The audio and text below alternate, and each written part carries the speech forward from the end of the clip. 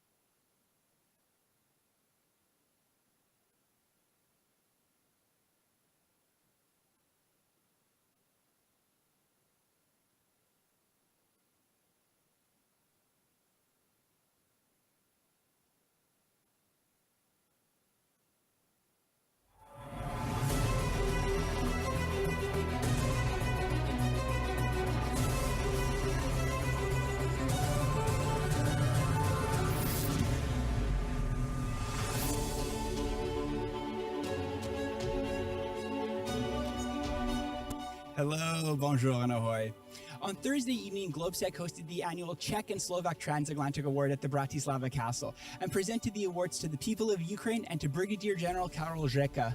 In parallel, we hosted a networking cruise on the Danube on the Globsec boat. Here's what happened on day 2. We started the day off with a keynote from the Director General of the World Health Organization, who warned about falling victim to complacency in the fight against COVID. Moving to the Indo-Pacific region, India's Minister of External Affairs elaborated on how Europe should look beyond its borders and problems and focus on a more collaborative efforts to solve global problems. Back in Europe, a troika of defense ministers from Slovakia, Bulgaria, and Ukraine shared their views on the current military deliveries to Ukraine and outlined how the country can continue to defend itself in the face of ruthless Russian aggression. In Maria Theresia, icons of democracy from Estonia and Belarus brainstormed on how to counter the threat of autocracy and what ways we can build lasting societal trust in the digital age. Against the backdrop of global geopolitical instability, the ministers of defense from Greece and Sweden, as well as voices from the private sector and the think tank world, discussed Europe's future strategic autonomy. Shifting to the Globsec boat stage, the problematic topic of Splinternet and its ramifications to obstructing interconnectedness was considered. Globsec's Danube Tech Valley initiative was launched, focusing on innovation potential in the region. A multitude of expert voices outlined how transatlantic partners can strengthen its cyber capabilities to counter threats and build cyber resilience. A major debate on the values of the Balkans took place in the Danube space, where voices from the region and Europe speculated on how the European way of life can triumph over anti-democratic forces. In the late afternoon, the Prime Minister of Slovakia and the Chancellor of Austria discussed the pressing issue of food security and solutions to overcome global supply chain issues. We still have so much more dynamic content to bring you from our international speakers and moderators. Don't be a stranger, follow us on social media, and see you on day 3.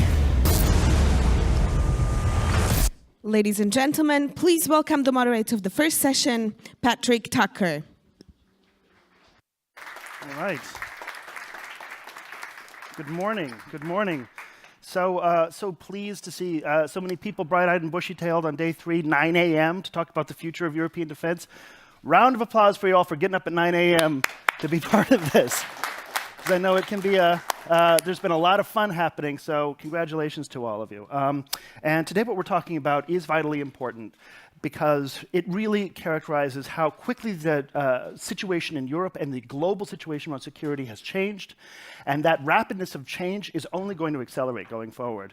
I remember just a couple of years ago, there was a lot of doubt about whether or not different nations that were part of the NATO alliance were serious about 2% defense spending as part of GDP, whether the world in general was really serious about the high-end fight against near-peer adversaries, and that discussion has changed completely. There's no question as to the seriousness of this moment, as to the interests of European democracies, of allied democracies in defending against the forces of autocracy. There's no question about whether or not this is something that needs to happen and whether or not commitments are real. So the question becomes, how do you meet the moment while also preparing for the future? And that's what we're talking about today with an incredible panel. Please join me in welcoming the President of Croatia, Kolinda Grabar-Kitarović.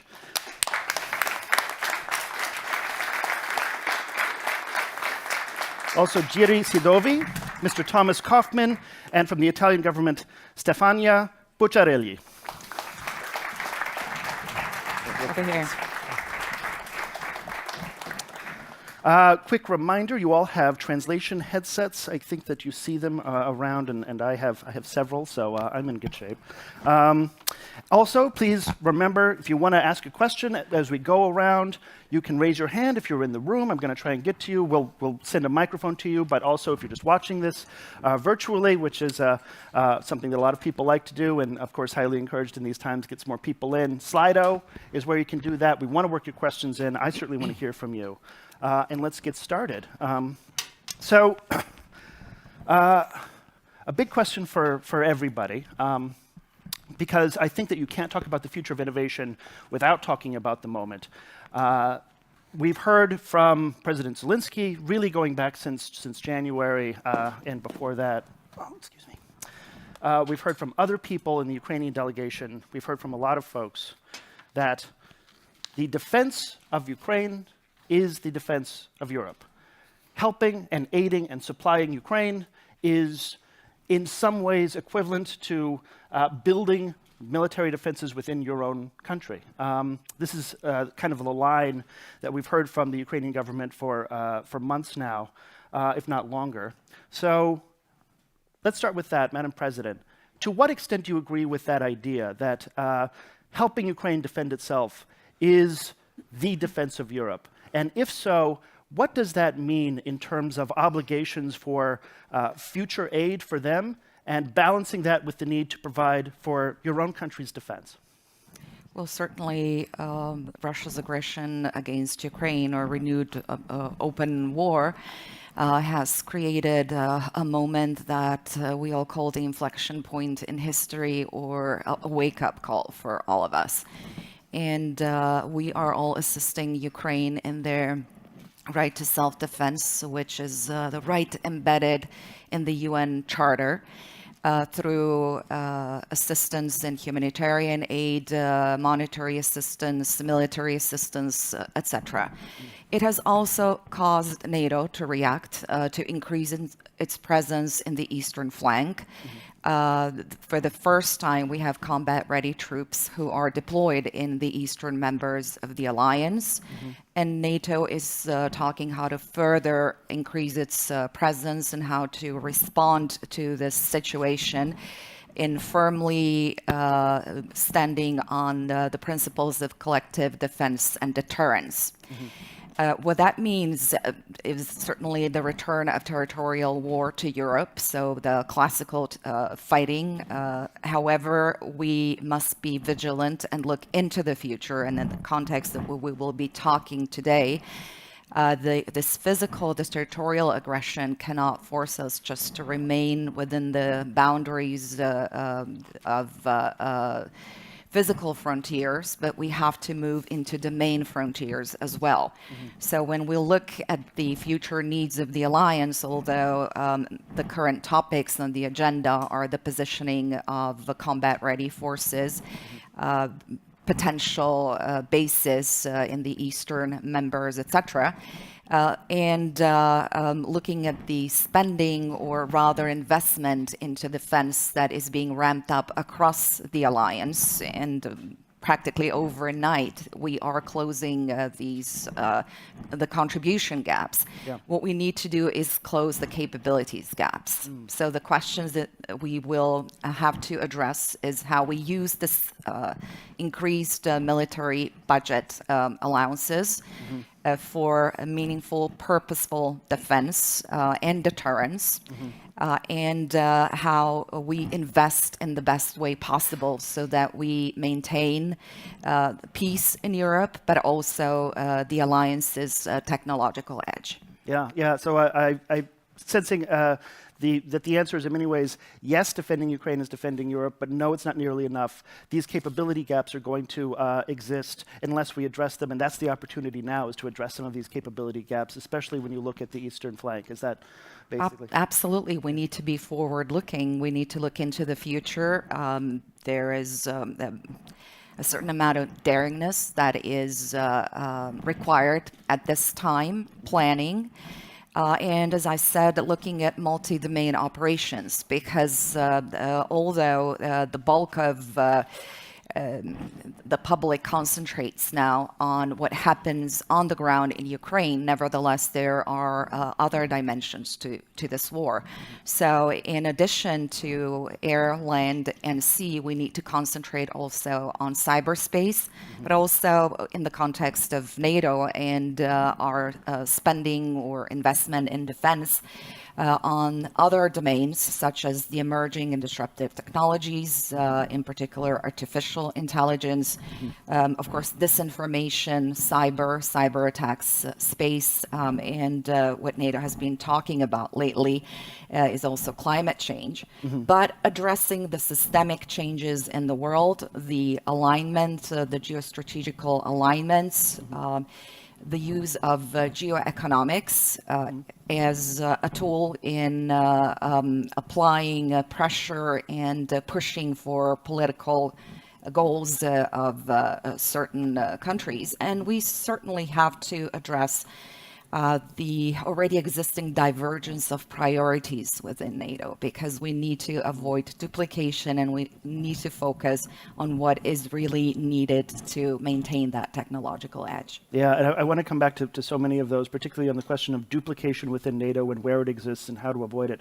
But I would turn to you, Madam Pucciarelli, and with the same question, is the defense of Ukraine the defense, in effect, of Italy as well? And if so, what does that mean in terms of your obligations for the future to help Ukraine while also providing for Italy's defense? Yep. Well, defending Ukraine actually is the defense of all of us, because we must not focus only on the current conflict, but we must analyze which will be the consequences that we already have after the Russian aggression, after 100 days of aggression. We see the dramatic images from Ukraine, and we see goods, for example, and the port blockade. So if we don't succeed in unblocking, for example, the cereals, the ships with cereals, we will not have only the ongoing conflict, but maybe famine, or people who will experience famine in the future, and we will have problems connected with our dependency in terms of metal supply, steel supply, and emergency. So what the consequences of the war in Ukraine are problems that the Western countries were not prepared to tackle. So what we need today is to review the approach to globalization, which actually over the last few years has determined many decisions that were linked to a mercantilistic system. We didn't take into account that the supply of rare materials, rare goods, which are limited with the needs that we have with the increasing needs, with our increasing demands, we didn't realize that there were not enough raw materials. We have leaned on other governments, on other countries, within a market framework. We stopped producing some goods, for example, the masks. We have stopped producing some assets which would have been essential essential for nations, and we have underestimated our dependency in specific sectors from other countries, and then in the first place because of the pandemics, when we had no masks, and today with the war, we discovered that we depend completely from other countries and we cannot manage our needs. Today we have to review the European strategy in terms of unity in order to tackle new emergencies. We must anticipate possible new threats cohesively, and we must stop, as we have done so far, to go after emergencies, to react at the last minute. We reduced investments in defense, and that was the opposite of what the rest of the world was doing. We gave peace for granted. And it was, we should have done this, and we must. We also did not have a common foreign policy. Also, on the theme of defense, we didn't have a real idea of common defense. Every single state moved forward with big projects in technology, ammunition supply, and whatever, but we did not go forward as a system that should work together. So that is our challenge today, the challenge for Europe, starting from here to work as a single subject in order to make hypotheses for the dynamics of the future all together. And this is an instrument which also depends on defending Ukraine. Okay, excellent, excellent. I think that there's a ton in there to unpack, and I particularly like this question of what the Ukrainian war has revealed about certain presumptions in the status quo, in the method of doing things that are now being challenged. And I think one of those big presumptions relates to supply chain, particularly around food, as we're all experiencing now, but also microelectronics and high technology. We're all seeing the effect of the sanctions play out on the future of the Russian tech sector. They now have a very completely different future in that country as a result of those sanctions in terms of future GDP. But we also are beginning to understand the vulnerability of microelectronic supply chains to both commercial technology within all of our countries, but also potentially military technology, and that's going to have an effect potentially on future innovation. So I would ask you, Thomas and Jiří, if you could elaborate a little bit on your main lessons right now from the war in Ukraine, particularly as they relate to innovation and the future. Start with you, Jiří. Now, there are various lessons. First of all, lessons observed as we see how actually Ukrainians are able to use truly innovative solutions and demonstrating that innovation does not mean only new technologies, that it could mean a very, I would say, clever, intelligent combination of existing instruments or equipments and the various combinations of often commercially procured UAVs, drones, and quite obsolete actually ammunition is proving to be very effective, combined with very, I would say, innovative softwares concerning navigation and target acquisition. So that's for Ukraine. For us, indeed, it is a big reminder of the defense investment gaps that Madam President mentioned. And we've been right now, European Defense Agency, together with the Commission, actually in conducting a deep analysis of those defense investment gaps. And those gaps actually go, first of all, to the past. And we should realize that actually the financial economic crisis 2008-9 caused a huge, I would say, internal debt. And the EU member states got back to the level of defense spending prior to the crisis only last year. Yeah. Now, you can imagine that this is one very actually deep gap, and we estimate that only concerning pure investments in modernizations, across the member states, it could be up to 270, 300 billion euro that were not invested. That's one of the sources of the gap. And now, as we speak, as member states are delivering a lot of military material, weapons, ammunition, etc., to Ukraine, we are creating another gap. Yes. And we also see, and this is for us a very, I would say, sharp lesson learned, how demanding high-intensity warfare concerning the stocks, the depletion of ammunition, and but also other material, how demanding this kind of warfare is. And we are now actually preparing programs how to bridge or fill those defense gaps with the support of EU funds, but also indeed expecting now quite sharp increase in defense spending in the EU. And from what we know now from the member states, last year the aggregate defense spending in Europe was something like 220 billion euro, and within 2 years, around 24, 25, actually, we will be well over 300 billion euro. So it's a huge, actually, jump, huge ramp up. There will be one big challenge, actually, and it will be how to absorb this.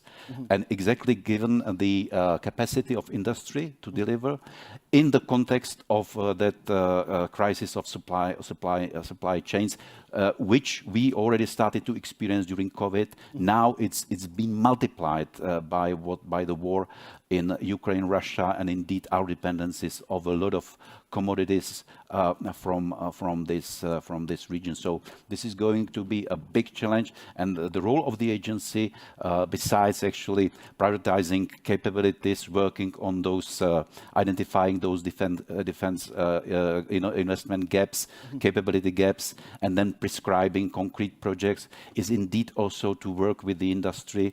And it would be very good if this moment would also serve to galvanize in a way the European defense industrial and technological base to really work more together and in a more, I would say, coordinated way on filling those defense investment and capability gaps. And I want to go to Thomas with the same question, but first, when you talk about European defense contractors, and I think you could say the same thing about American defense contractors, and compelling them to work together better, to better coordinate so that you don't have duplicative technologies, does that happen because we ask them to, or will that require legislation? Will that require economic pushes? How does that happen? I mean, first of all, the industry is realizing this, and so there is a lot of processes, I would say, coming from within. And in Europe, in the context of Europe, the main platform for this discussion amongst industry indeed is the ASD, the Association for Space and Defense Industries, first. Second, there is a set of incentives either already in operation, like European Defence Fund, which requires actually cooperation, cross-border cooperation amongst multinational or several national industries.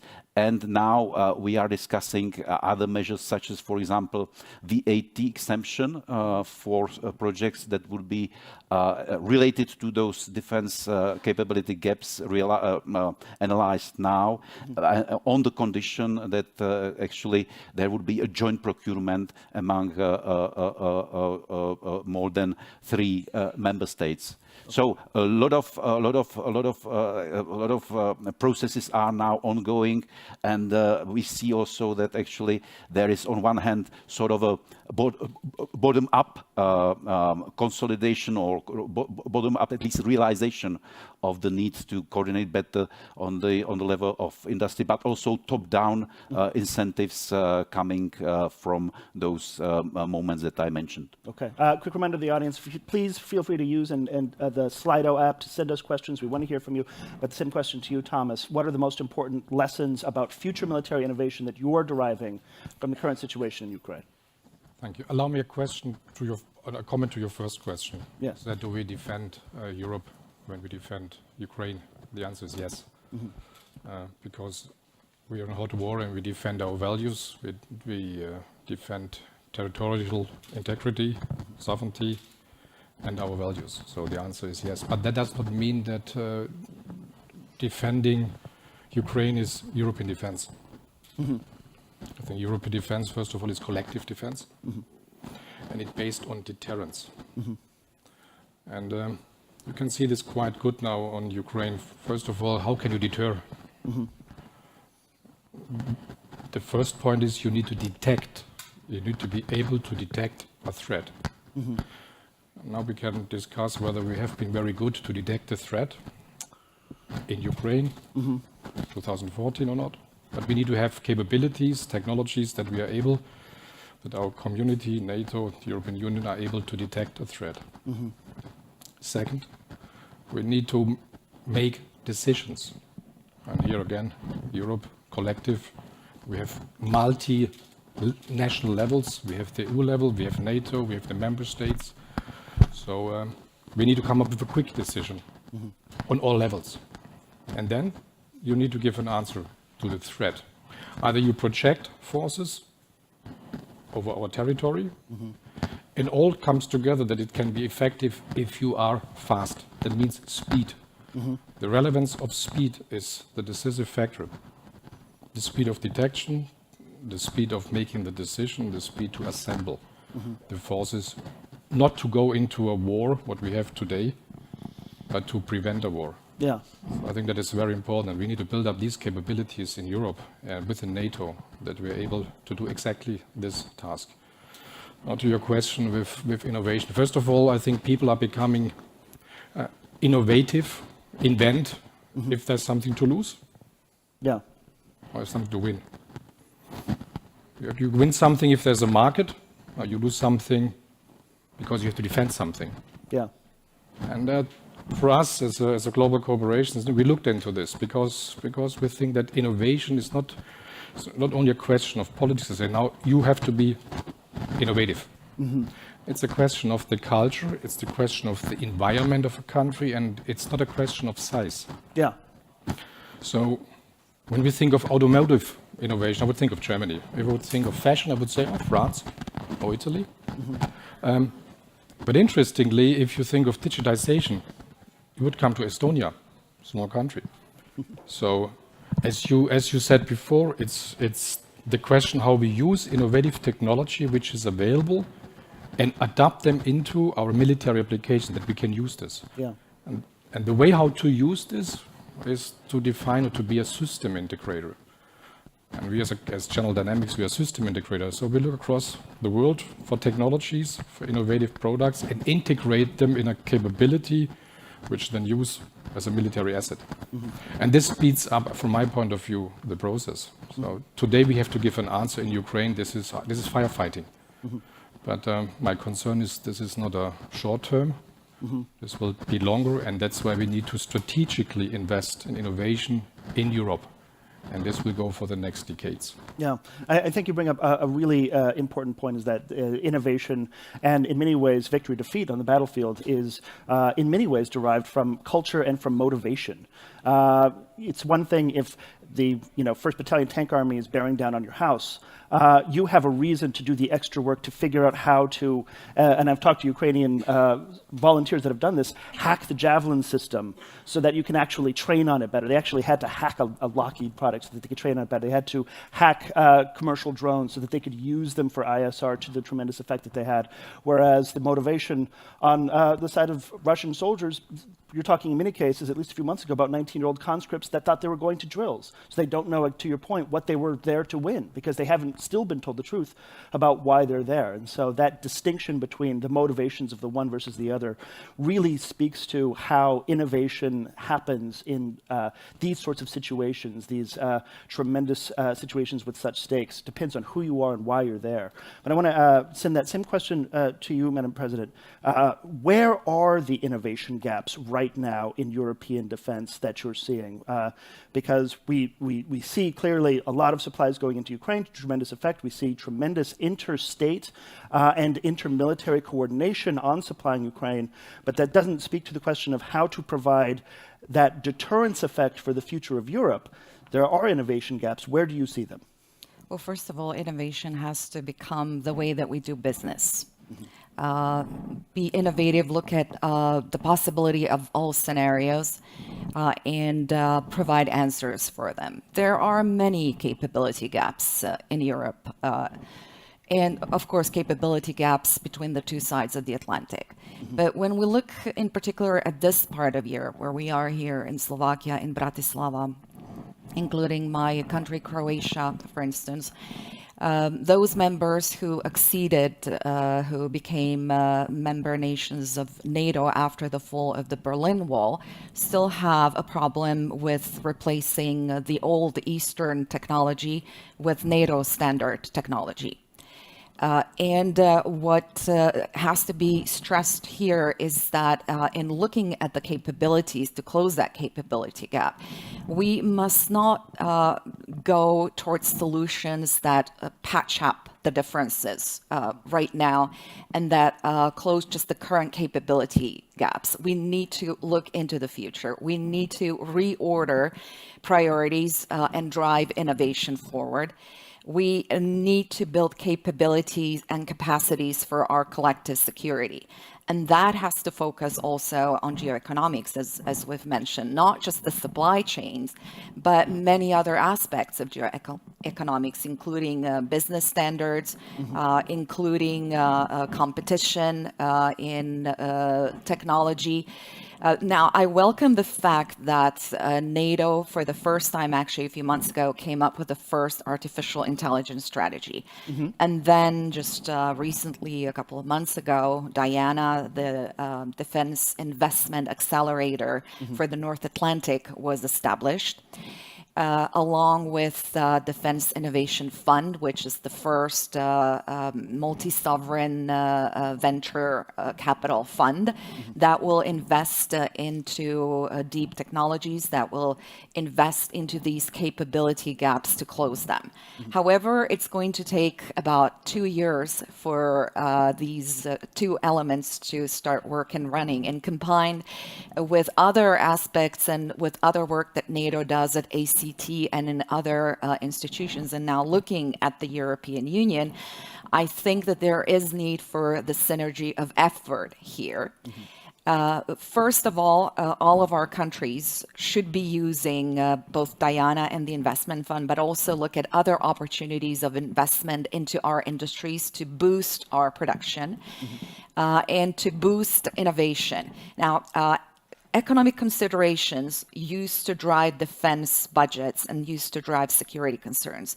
Today, practically overnight, it's become vice versa. Security is now driving economies, economic security, but also investment into defense, and we have to continue to keep that in mind.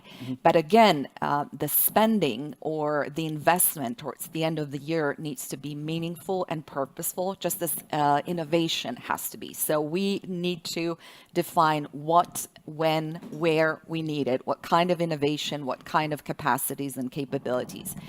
Honestly, right now, I am a little bit concerned about the fact that looking from the perspective of governments and militaries, in particular in some of our countries, we don't have much time left towards the end of the year. And I'm afraid that some agencies will be spending just to boost that defense budget up to 2% of GDP or above that.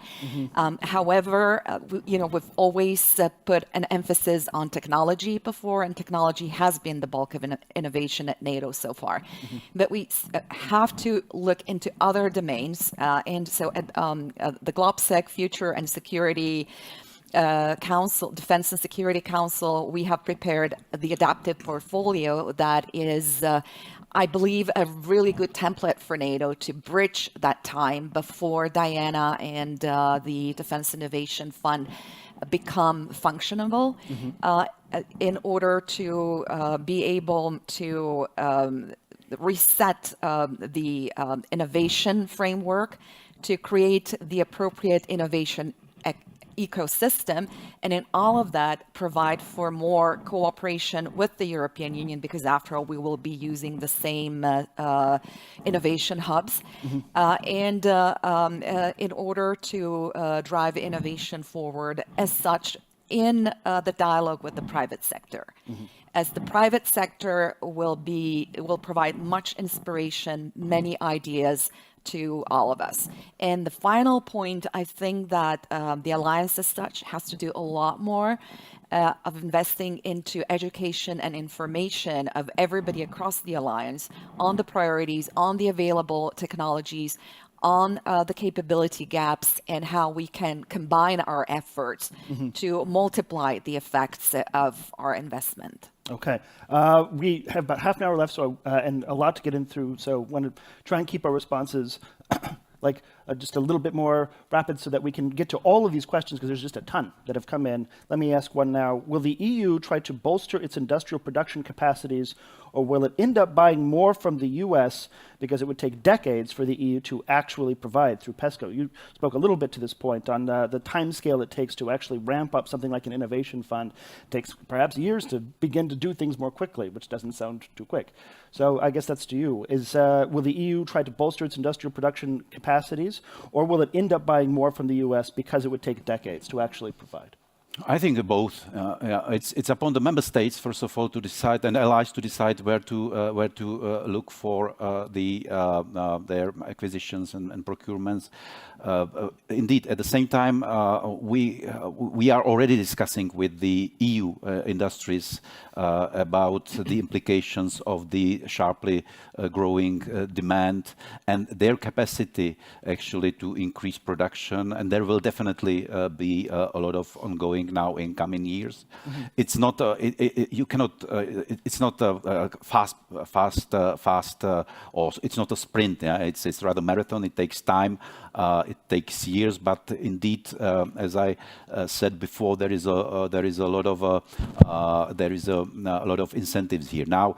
On defense innovation, European Defense Agency actually just established the European Defense Innovation Hub. It was decided finally by the defense ministers on the 17th. Yeah. And on Tuesday, we had the very first European Defense Innovation Day, which we organized together with the French presidency, and it was a huge success. We had 500 people in the room, another 800 online, about 30 plus stalls, expositions of various innovative projects, very concrete results. Okay, what were the concrete results? The concrete results indeed are various innovative solutions across technologies such as new materials, 3D printing, 3D printing of spare parts on operations, multifunctional textile for uniforms, optotronics, optotronics methods for actually identifying, I would say, looking inside not only buildings but also underground. I can name a plethora of those, let's say, solutions. The problem is indeed then to get those good ideas, prototypes, solutions to the practice. Yeah? And here, the Defense Innovation Hub within the European Defense Agency will play a crucial role, actually. How to make sure that the results of various innovative projects are then being realized within concrete capabilities. Yeah, I think it's an excellent point, because already in Ukraine you see the use of what we used to consider futuristic technologies right now playing a decisive role. 3D printing is one of them, because the Javelin situation is a case in point. U.S. sent a lot of Javelins out. You need to train on them in order to actually use them correctly. In order to do that, you needed this sort of system that came from another manufacturer.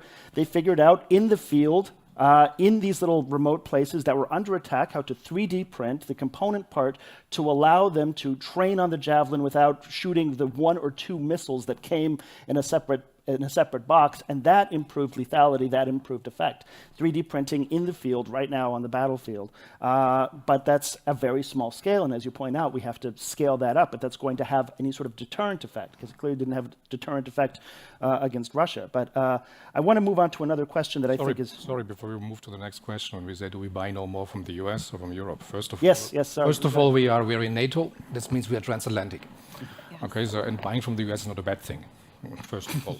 The question is not whether we buy from the US, not the question is how can we benefit here smartly in Europe. Take this an example. We are a US corporation. But if we sell a product here in Europe, we're going to produce it here. We transfer the technology into the country.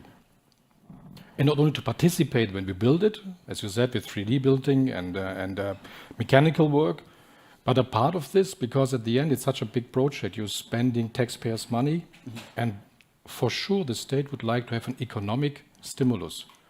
So it's not only to involve them in the project itself, how to produce this product. In our case, we produce vehicles. It's you can go further beyond. You can take then these local companies, involve them in your global supply chain, so they can benefit from export opportunities. They can then start investing in their R&D. And we also, what we do quite successfully is to set up technology partnerships with small and medium-sized enterprises and bring them to market. I think there was one of the first panels this week where said, the big corporations should act as a tractor. Yeah, we can do this. We can pull things forward. It's not a question where the company is coming from. It's a question how the company acts and how do we make use of it. And this is what I understand under smart investment. So not so much on, okay, only European supplier, because some of them think, the best thing, only buy from us.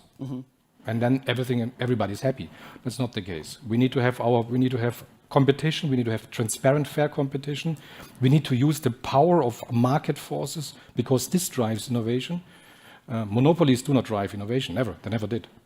So combination of both. And we should make use of our transatlantic bridge to have such a strong partner on the other side and us. And we have to speed up. And jointly, this is the only way to address and give an answer to this global threat, what we are facing today. So. No, I think those are all really good points, and I think that the new innovation hub will sort of highlight that innovation definitely doesn't just happen in America, doesn't just happen in Silicon Valley or Austin or Boston. It's happening all the time in a lot of different places. That entrepreneurial spirit has to trickle up, and if governments can provide mechanisms for that to happen, you accelerate innovation. I want to turn to you, Madame Pucciarelli, with a question that speaks a little bit to what you were just talking about in your opening remarks. How do we coordinate spending on defense with EU projects, instruments such as the Recovery Fund or the Green Deal? So how do we coordinate spending not just around defense, but around other issues like environmental responsibility all at once? Are those discussions beginning to happen at the level where they should, to your mind? I think so.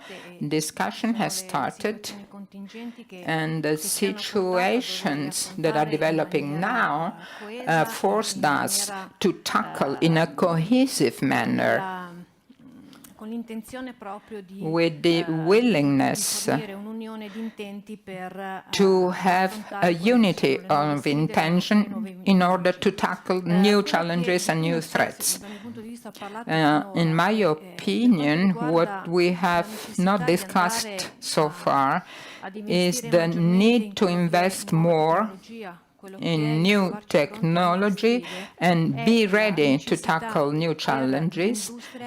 But it is also necessary for the industry to start talking about education, training, because in a short while we will need new experts, new qualified experts that are not there right now. So we must engage the industry in this process. Otherwise, we will have wonderful projects. We will have also funds to invest, but we will not know how to implement this project. So this must be a 360-degree investment. Otherwise, we will foster other gaps. Of course, we must identify today our capability gaps, but we must also analyze which are our needs in the field of professional education to have the professional figures we need. Industry must be engaged in every step of the process. And what's difficult for us now, I'm talking about Italy, is that we have, especially as regards cyber, the need to invest, to find the right momentum. Today, we're just running after this new domain. On the contrary, we should start to have the right approach and anticipate threats. We have seen from the beginning of the war how many cyber attacks we had in our single countries, with a massive attack on our servers. In effect, we have in Italy some very small companies that are companies of excellence, which, however, cannot take part in European bids. They must be introduced through the projects of big industry. Therefore, we are risking for these small companies, in the first place, that they cannot develop themselves appropriately for the global world, and to waste some small companies that can be very attractive for investors. But sometimes investors are not so, don't look with a willingness to some nation. So we would like to protect this micro fabric that anyway works very hard on research and on state-of-the-art technology. We must support these companies. We know that whatever we invest in defense has returns in the civilian society. 2% for defense would absolutely push forward research, and investing in defense has big returns for the nation, for the country. So from my point of view, we must analyze, assess together how we should develop in the future. We cannot afford delays. We cannot afford waiting for what we have to do. It must be a marathon, but we don't have long-term. We cannot plan for the long term. We must have European defense strategy, not only from the military point of view, but the point of view of the autonomy, so that national interests coincide with the interests of Europe as a whole. So this is a discussion that is kicking off now. And we must remember that we are here after 2 years of pandemic with people who have been suffering. We have an economic crisis. So we have to lay the foundations so that we can start again to have a better future for Europe and for the world. I think you bring up something really important, and that is a coordination of analysis as to what those gaps are. And you also brought up cyber. This brings up another question that I think is really good here in the Slido app, because we're talking about emerging technologies, overcoming the innovation gap, and creating deterrence out of new innovative technologies. And the thing about cyber effects is they've been used quite effectively against Ukraine for years, and now you're seeing some blowback. You're seeing Russian targets begin to be hit, but even the creation of incredibly sophisticated cyber capabilities has yet to have a deterrent effect that hasn't scared away any adversary. So the question is, do you think cyber could become an effective deterrent strategy for smaller countries due to its lower cost compared to conventional weaponry? And I might adjust that just a little bit to ask, how does effective cyber operations, spending in cyber, translate and become a deterrent effect rather than a responsive capability, which is what it is now? Anybody?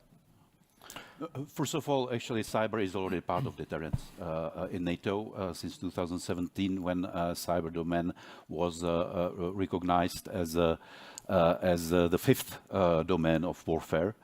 Cyber also actually is, or cyber attacks could constitute a cause for activating Article 5 collective defense under certain circumstances, which is, again, in NATO, I spent 10 years in NATO, and I remember actually when I was chairing a group when I was Assistant Secretary General for Defense Policy Planning, and I was chairing a working group which developed the very first cyber concept in 2008, and then 2008 it was reaction to Estonia, and then just mentioning defense or collective defense Article 5 was taboo. Now actually there are even exercises at NATO playing with various scenarios when a cyber attack with massive kinetic then impacts, such as people dying in hospitals or critical infrastructures being damaged, could actually cause this Article 5 reaction. And indeed also there is now very well developed architecture of, I would say, active defense or offensive, it depends, it's very sensitive, capabilities in most now already of allies, member states, EU, that could be used in also a defensive operation or active defensive operation against a cyber enemy. Yeah, that's a really tricky thing about creating like a deterrent effect out of cyber is how do you demonstrate offensive capability in a way that has any credibility to an adversary? Because it's one thing for me to shoot a long-range fire, hit a target that's at distance and show, well, if that's your target, I've demonstrated that I can hit it, you are deterred. It's another thing if you set up like, you know, your own fake town, you turn off all the lights in your own fake town, and everyone's like, well, I don't think that I'm convinced that I should be deterred from attacking you based on this. So, but I think you bring up a really valid point, and also an important one, which is that Article 5 discussion that happens around a cyber event. It's not just any cyber event. It has to be something, as you say, of massive consequence. And so that becomes the trigger, as it always has for an Article 5 discussion. Let me go to another question here. Steel industry in Europe has been facing huge pressure connected with China's overproduction and also the green transition and decarbonization goals. Aren't the climate policy goals contradictory to our strategic needs in defense? Anybody? It cannot be. Okay. That's a simple answer. We have to find a strategy to align both goals because both are strategic. Mm-hmm. I mean, at the moment we focus on war, but at the same time global warming has not changed. Yeah. So that's why we, for example, we focus very much on environmental health and safety, how we can save, of course, resources and deal with them in a different manner, give different answers. And also here technology can help. Yeah. Do you have a climate reduction goal as a company? Yes, we have defined them, we monitor them, things like solar panels on your factories, things of training your employees, and you simply save. We've heard this from Ursula von der Leyen. If we decrease by 2%, it can mean a lot. So it starts with the small things. So it cannot be a contradiction. We need to invest in both, and we need to find a solution. Yeah. And, mindset in technology helps, and a good management on that. Yeah, and well, I think that you can look at the price of gas right now, and you can also look at how vulnerable Russian oil supply trucks were to being targeted, to see that continuing to run heavy military equipment off of gas maybe isn't a fantastic solution. In the audience, is there anyone that has a question, wants to ask one live? Yes, right here. We'll get you a microphone. Please stand and introduce yourself so we know who you are. Hello, hi, I'm Marcin Zaborowski. I'm a policy director at GlobeSec, running Future Security and Defense Program. And Future Security and Defense Council, where we cooperate, amongst others, with Madam President. Well, we had a number of sessions yesterday related to innovation and defense. And the theme which comes up repeatedly is inadequacy of procurement procedures. And slowness of procurement. Now, how slow the procurement has been. It encouraged some nations, such as my native Poland, to actually bypass them completely and to buy things without procurement. That's probably not the best way forward, and it's probably not the best way to actually stimulate innovation in my home country, for example. So. I think that we need some kind of a NATO-EU agreement on, how to do procurement faster and better.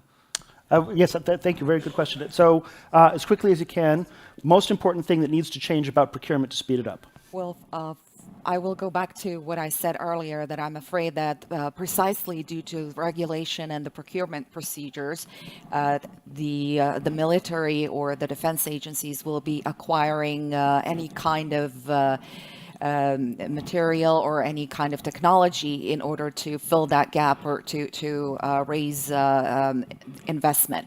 What we need is to provide for more speed, to provide for more risk-taking also in looking at the ways that we do business with the private sector. We talked a lot about procurement for the past couple of days here on the margins, and we've heard a lot from the private sector what the biggest obstacles are. I think still in a lot of countries, fears of being accused of corruption, favoritism, etc., blocks the processes. Marcin has mentioned G2G acquisitions. They're not bad if they're done in the right way, especially for large acquisitions, and they can speed up the process and remove some of the obstacles.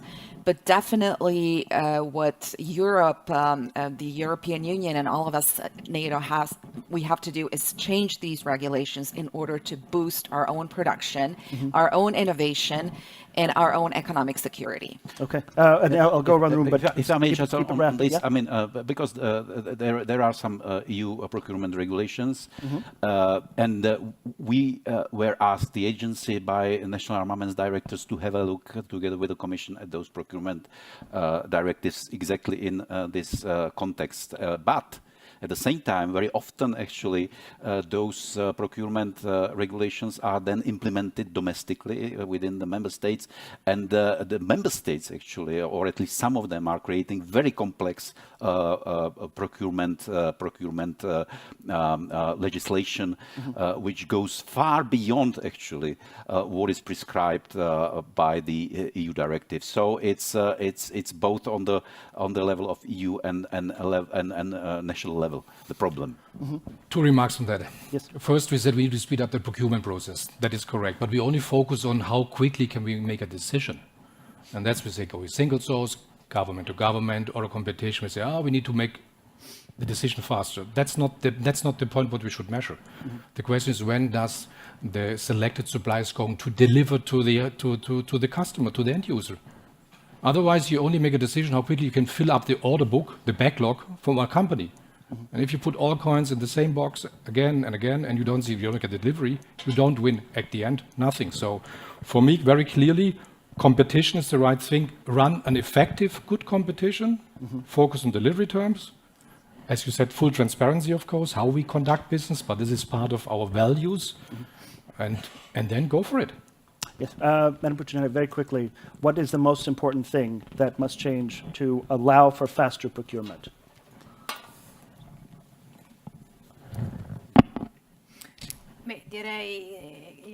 Well, I think the main theme of this discussion is gap analysis. Also within this context, we must analyze what is that delays the whole process. In order to define what we need for procurement, we have to work on this and find solutions to define the track we have to follow. But before ending, I would like to say something about what you said on cyber, on how we have our enemy to understand how good we are, how prepared we are to tackle an attack. We must work on the virtual part of training against possible attacks and reactions, or to anticipate an attack.